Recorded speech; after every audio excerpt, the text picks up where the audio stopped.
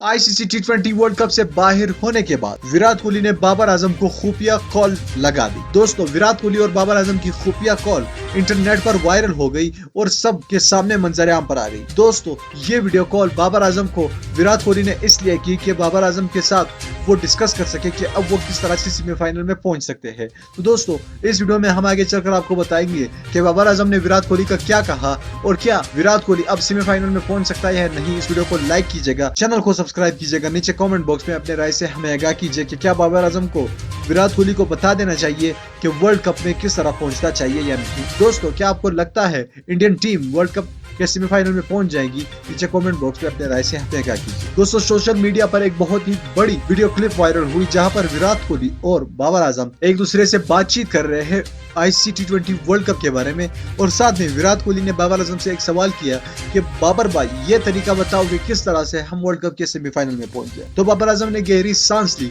और कहा कि देखो, तुम्हारा दारोमदार अब इंडियन टीम का दारोमदार सिर्फ और सिर्फ अफगानिस्तान पर है। अगर अफगानिस्तान न्यूजीलैंड से जीत जाता है और फिर आप अफगानिस्तान से हाई मार्जिन से हार जीत जाते हो और अफगानिस्तान को हाई मार्जिन से हरा देते हो, तो आप लोग वर्ल्ड कप के सेमीफाइनल में जीत जाओगे।